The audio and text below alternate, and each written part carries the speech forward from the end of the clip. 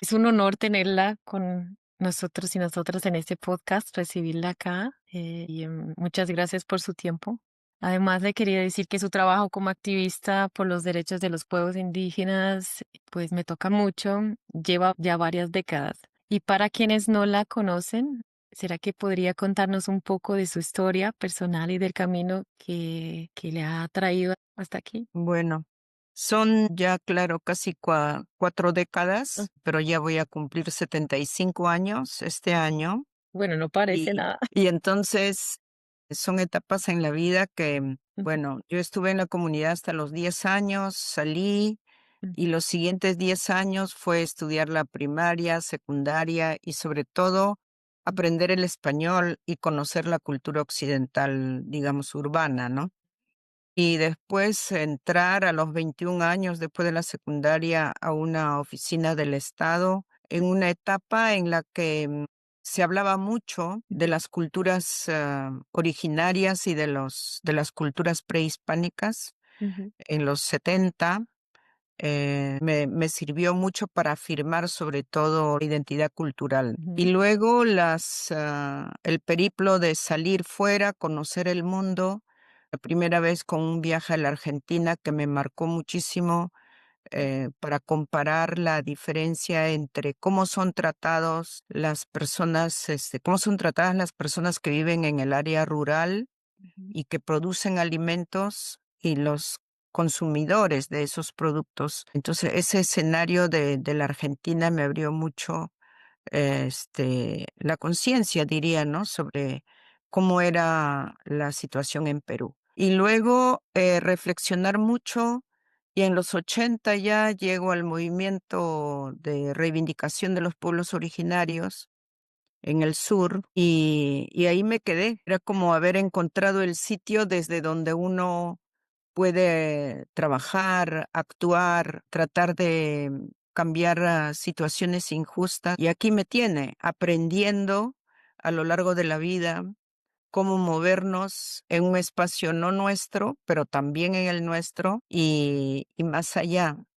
Entonces, la violación de derechos humanos de las comunidades, que implica no solo la vida, sino también esto que tiene que ver con el racismo estructural, las discriminaciones, las exclusiones, no solo en tanto género o mujer, sino o edades, sino en todo sentido, ¿no? De cómo la especificidad de la lengua o la cultura o la procedencia o la representación en la fisonomía nos hace diferentes, pero para la exclusión y no para el reconocimiento de derechos plenos, ¿no? Entonces, aquí me tiene ujú, desde Chirapa, que es la organización nacional, desde donde se ha desarrollado propuestas para empoderar a mujeres indígenas que tienen liderazgos, tanto andinas como amazónicas, y luego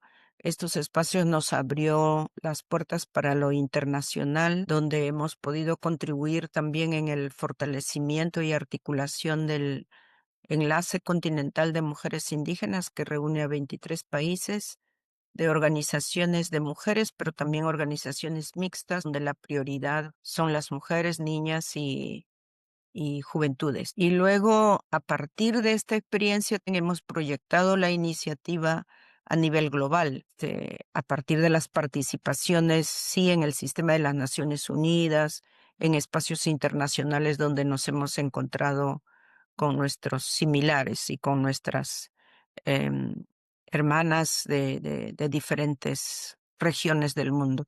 Entonces hemos también parido, junto a otras, el Foro Internacional de Mujeres Indígenas, que reúne a organizaciones regionales de todas partes del mundo, ¿no? Incluyendo el Pacífico, el norte europeo, y el Ártico y la región nuestra, Asia y África. Entonces ahí andamos. El FIMI, que es el global, ha cumplido 25 años hace poco, lo hemos celebrado, conmemorado aquí en Lima. ujú, En octubre vamos a celebrar los 30 años del enlace continental de las Américas, también en Lima. Y luego el año que viene celebraremos algo más político como movimiento social, movimiento de mujeres indígenas, movimiento indígena el año que viene desde Chirapa, tratando de hacer un balance de los últimos, quién sabe, 50 años de lucha por nuestros derechos en diferentes escenarios, porque como mujeres indígenas también incidimos mucho en la región a Mm. través de los escenarios que tenemos en el ECLAC o la CEPAL, y también en las Naciones Unidas, en las reuniones que ONU Mujeres convoca cada año para ver el avance en reconocimiento de derechos de las mujeres en general, donde las indígenas también hemos llegado. Las reuniones que promueve el foro permanente sobre pueblos indígenas en Nueva York también una vez al año, y otros, ¿no? Y tratamos de participar en donde se hablen derechos de mujeres y como mujeres indígenas estamos incidiendo para no estar ausentes en esos programas y en esos escenarios. Muy Eso es lo que importante. puedo decir resumidamente. Un trabajo muy importante ese de empoderamiento de las mujeres, sobre todo indígenas. Muy importante y la felicito por todo pues, todo que ha hecho. Este es un podcast sobre educación para la sostenibilidad Ujú. y nos interesa, es un espacio de diálogo, traemos personas de diferentes áreas y contextos. Bueno, le quería preguntar, la idea de sostenibilidad es contextual, como sabemos, pues tenemos esa idea global de lo que Mm. sería sostenibilidad, pero cada persona tiene, dependiendo de su realidad, tiene una idea distinta. Para usted como mujer indígena, quechua, ¿qué significa realmente la sostenibilidad? Es que nos define, creo, nuestro origen y con qué filosofía de vida hemos nacido. Entonces yo vengo de una comunidad que hasta ahora trata de no depredar lo que tiene, entonces cuida la vida de las personas, pero también cuida la vida de su entorno. Entonces, para nosotros la sostenibilidad significa justamente usar lo que tenemos alrededor de modo racional, sin depredar, sin exterminar.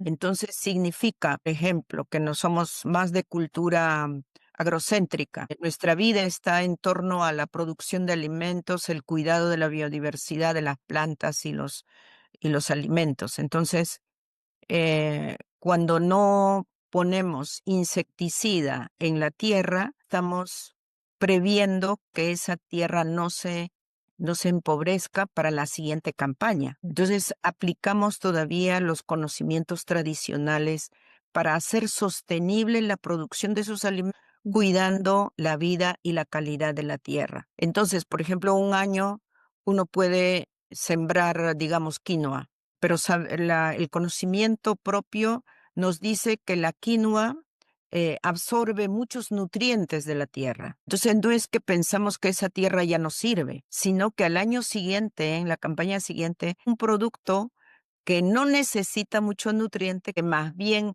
nutre la tierra.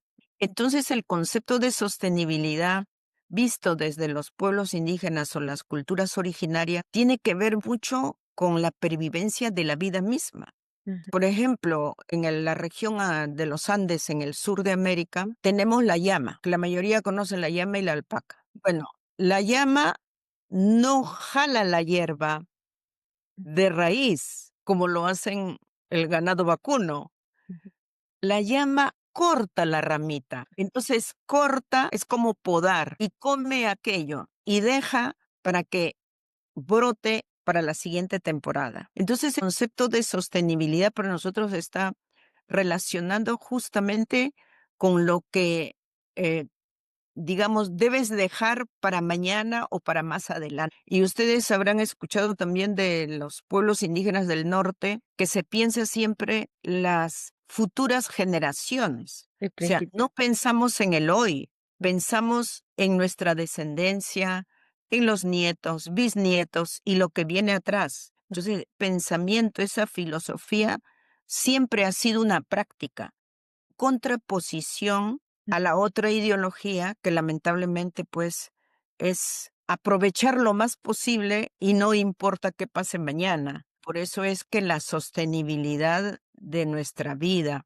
tiene que ver con la calidad del aire, con la calidad del agua, con la calidad de la tierra para seguir produciendo alimentos, se ve amenazada por todo lo que viene, por ejemplo, las industrias extractivas, contaminación, la contaminación, nosotros lo vemos cada día con la gente de las comunidades amazónicas, por ejemplo, cómo la industria de la extracción del petróleo ensució, dañó toda la vida del agua, porque ellos comían los peces de esos ríos y ahora los peces están contaminados o intoxicados y ellos ya no los pueden comer. También usaban el agua para bañarse, para tomar con su propio sistema de hacerlo más claro. Y sin embargo, ya no pueden tomar esa agua porque si se bañan, les sale una especie de daño en la piel. Entonces, el tema de la sostenibilidad creo que necesita también escucharse desde otras vertientes y cómo lograr el equilibrio. Ese es el otro concepto que me gustaría que quede claro. Ujú, Para hacer que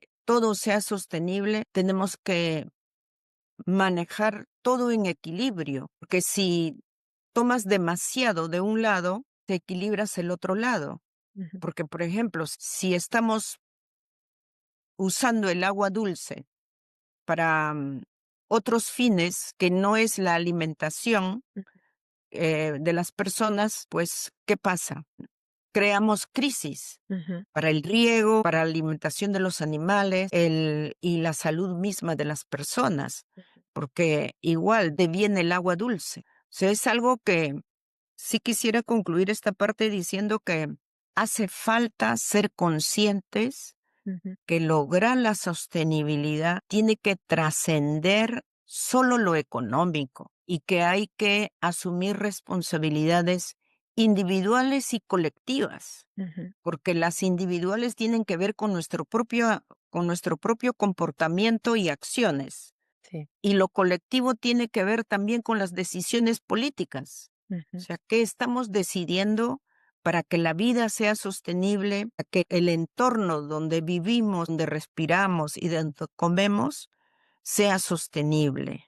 Y no que entremos en una crisis también ahora se habla de los de la multidimensionalidad de la crisis, ¿no? sí, claro. Hablamos mucho de la crisis política, crisis democrática, crisis, bueno, social terrible, que los estados no le dan importancia, crisis climática. Entonces, para decir que si no tomamos en cuenta el cuidar lo que sostiene a todos, vamos a sumar a esto la crisis del hambre y crisis en la producción de alimentos. Entonces, ¿a dónde vamos a ir?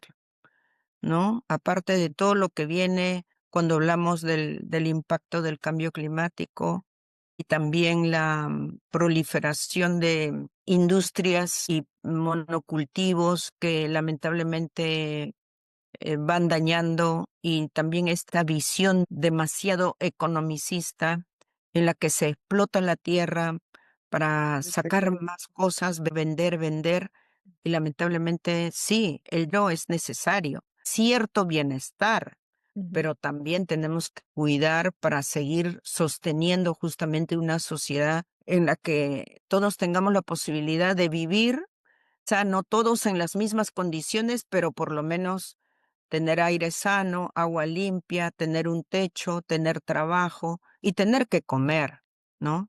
sí. Sanamente. Muchas gracias. Y ha hablado de algo muy importante que es tomar conciencia. Y yo creo que hoy en día nos hemos alejado mucho de la naturaleza, de sus ciclos, de sus bendiciones. Llamamos a esas bendiciones recursos, ¿no? Sí, Eh, pues, Y, y hoy frente a las graves crisis que enfrentamos ambientales, muchos miran pues hacia los saberes ancestrales en busca de respuestas. Desde la cosmovisión de su pueblo, ¿qué visión tienes sobre este vínculo con la naturaleza y cuál debería ser el rol de los pueblos indígenas en este contexto? mire, los pueblos indígenas tenemos hoy grandes desafíos, ¿No? viendo intergeneracionalmente. porque tenemos los abuelos, los padres, nosotros mismos y las nuevas generaciones. Como las comunidades indígenas ya no están aisladas de lo que viene del desarrollo, digamos, de la industria y de los objetos de consumo, ahí tenemos gran desafío. ¿Cómo las nuevas generaciones pueden seguir nutriéndose de la sabiduría, conocimientos y prácticas de sus mayores en un contexto en el que lamentablemente hay una necesidad de la moneda? La nueva generación ya no está andando con los pies en el suelo, está andando en su condición natural en la Amazonía. Necesitan zapatos, necesitan ir a la escuela. Para ir a la escuela se necesitan esa parte del dinero material, ¿no? Ujú, Entonces, ahí hay un gran desafío para mantener el equilibrio. ¿Cómo podemos responder a los nuevos desafíos sin perder nuestra esencia, ujú, sin perder el amor al territorio, cuidando los recursos? Pero también ahí nos queda un gran desafío. ¿Cómo actuar ujú, en este contexto eh, para responder a las nuevas necesidades que nos crea el sistema? Porque una niña, un niño va de una comunidad, va a la escuela primaria, secundaria y sale con nuevas necesidades, como son, necesita el celular, el iPhone o la computadora, lo que fuere. Y luego tiene aspiraciones también ujú, de conseguir un trabajo que pueda darle economía para satisfacer esas necesidades. Y ahí estamos pasando el gran desafío. Las comunidades casi están quedando despobladas porque la nueva generación se va a buscar nuevas oportunidades. Entonces, seguramente algunos lo verán positivo. ¡Ay, qué bien! Porque las tierras ya están quedando libres porque debajo hay oro y ya no va a haber quien las defienda.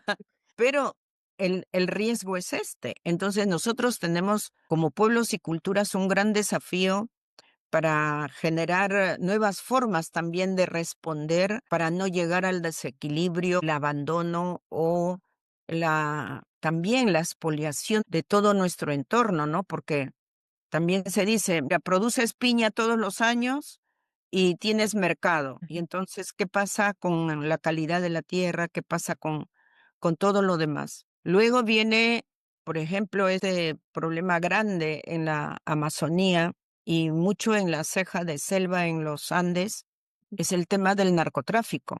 que pues Entonces, viví en Colombia, ¿no?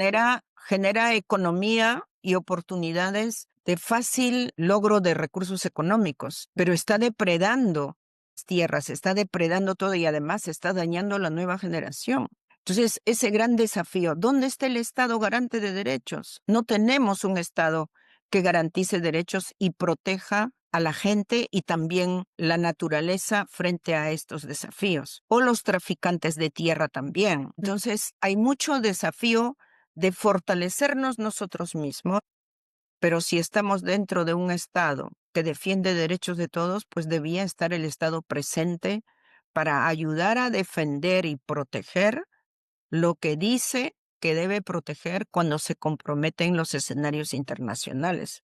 Sí. Entonces, esos desafíos son muy grandes. También vemos el aspecto positivo de las tecnologías modernas, ¿no?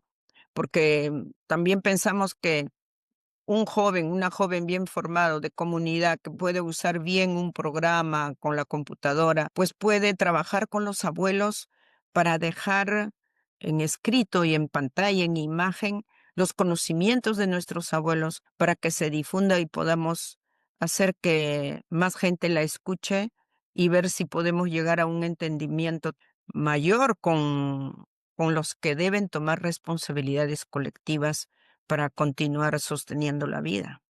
Ujú. Muy importante eso lo que dice. Y por eso estamos acá, porque hay tecnología y puedo Ujú. hablar con usted. Sí. Y pues en relación a su trabajo de empoderamiento de las mujeres, sabemos que a esas crisis ambientales, crisis climática, afecta más a mujeres, a niños, niñas y además los pueblos indígenas.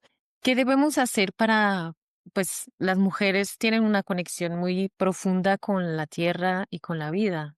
¿Qué debemos hacer para protegerlas, cuidarlas y fortalecer su rol en la defensa del planeta? Yo creo que lo primero que tenemos que hacer la gente sensible como Ujú, ustedes, usando los diferentes medios, en los diferentes escenarios, es hacer que se tome más conciencia ujú, que nosotros mismos, o sea, cada cual debe tomar responsabilidad sobre el cuidado de todas y de todos, entre ellos de la naturaleza, porque si no se toma la decisión, por ejemplo, de frenar el, el aumento del efecto del gas,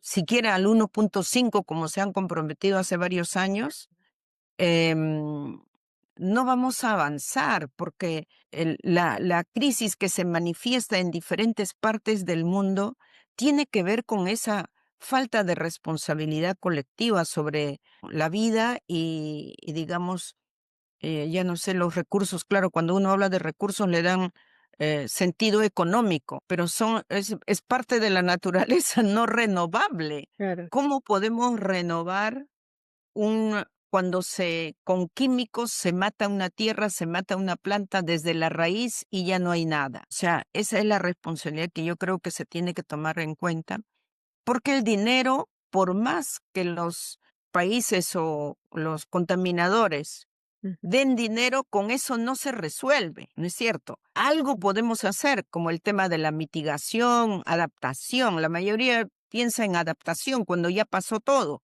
ujú, Al contrario, creo que hay que invertir más en programas de mitigación, ujú, escuchando las propuestas válidas para no exterminar lo que queda, ¿no?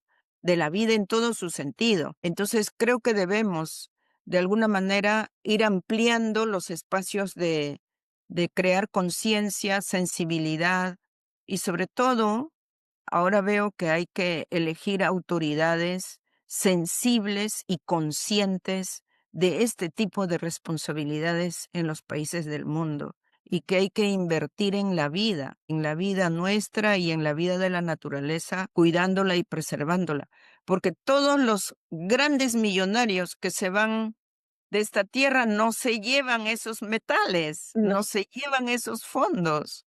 Y entonces hay que tener un poquito de mayor conciencia, me dice. Y ahí está el rol. Los medios modernos de comunicación, bien utilizados, deberían servir para ello, ¿no? Bueno, he hablado de algo que es muy importante, que es el poder político, ¿no? Y Mm, desde hace años que hay una crisis política constante en Perú, ¿no? Instabilidad política. ¿Cómo eso ha impactado el trabajo de su organización y los mm. pueblos indígenas? Mire, al menos en Perú es imposible conseguir $1, por no decir un sol, Ajá. para trabajos de este tipo.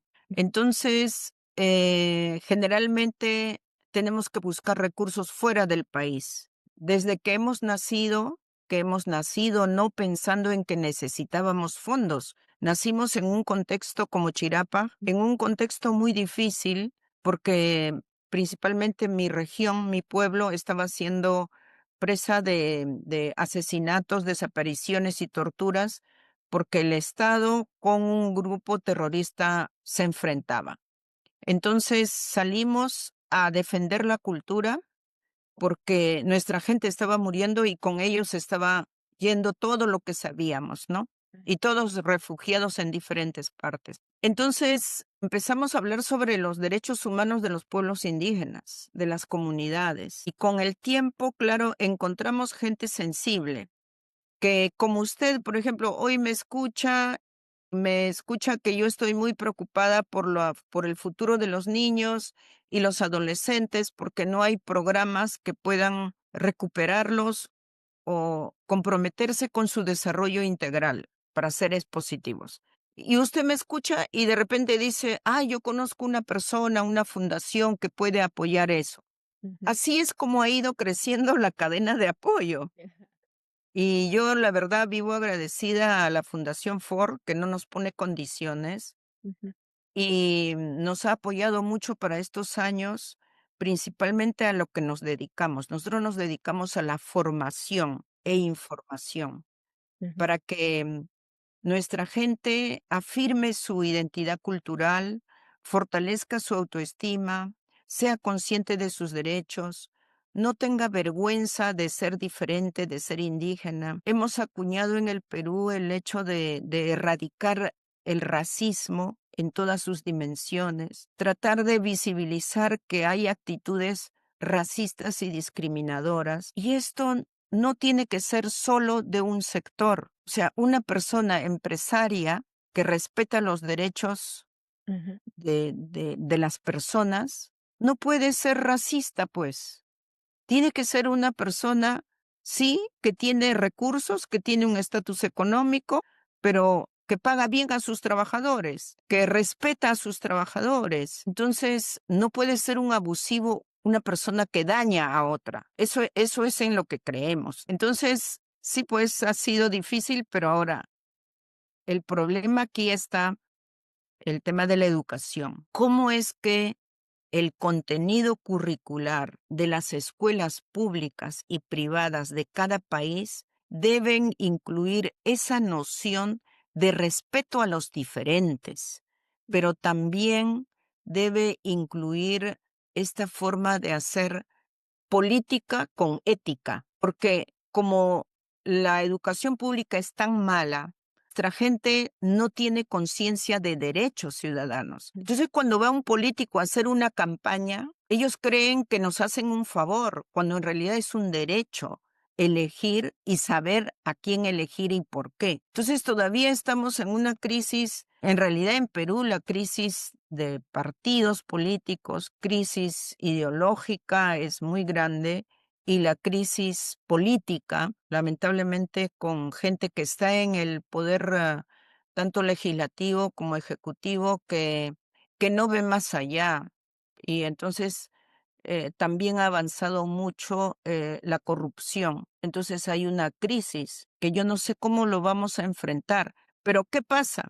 Que este es un país en el que la gente genera su empleo. Entonces todos generamos nuestro empleo y no sé, habrá visto por algún lugar los indicadores de qué porcentaje de la economía de Perú es realizada o generada por sector informal Ujú, y por el autoempleo. Y ahí las mujeres son las motoras, promotoras, impulsoras de iniciativas de generación de empleo, de autoempleo, hasta de la mujer analfabeta que vino del pueblo porque no tuvo con qué producir alimentos, sale muy temprano a la esquina y vende algo, da su servicio. Entonces va generando y resolviendo su problema.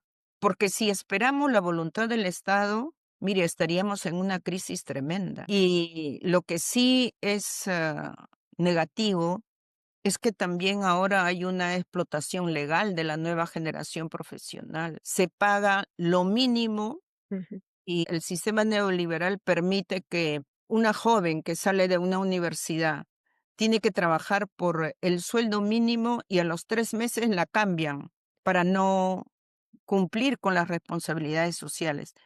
También eso nos parece demasiado negativo, ¿no? Y después el costo de vida tan alto. Nosotros estamos pasando por una crisis que los parlamentarios, los ministros y la presidenta quiere ganar, no sé, $10,000 al mes y con pensiones también vitalicias. Y tenemos gente que tiene que vivir 900 por menos de $300 al mes y la palta que produce el Perú vale casi $4. O sea, no, hay extremos Sí. que tenemos que ver cómo lograr esta parte del equilibrio, porque nadie está diciendo que vamos a vivir sin dinero, que no necesitamos democracia, al contrario, necesitamos democracia, pero una democracia real, participativa, ¿no? Y tenemos la esperanza en las próximas elecciones. El problema es que no tenemos líderes que realmente reúnan las condiciones como para hacer frente a todo lo que ha avanzado en corrupción, por ejemplo. Eso pasa en varios países, incluso en Colombia, donde he vivido. Bueno, No. casi nos termina el tiempo, ha sido una conversación increíble. Y para cerrar, ¿tiene algún mensaje en que le gustaría dejar con nuestros y nuestras oyentes? Sí, que desde donde estemos y como seamos, del nivel que tengamos, del escenario donde nos encontremos, seamos más conscientes que nosotros no somos dueños de todo y que hay que cuidar lo que no se puede regenerar o renovar automáticamente y que el dinero no nos va a salvar a todos, nos va a salvar la vida de otros elementos que permiten seguir viviendo, seguir alimentándonos y seguir generando también economía y vida. Eso sería lo que podría decir, y que seamos conscientes de lo que significa tener una práctica y acción de vida sostenible. Muchas gracias por su tiempo. Ha Gracias gustado también. mucho conocerla y quedamos en contacto.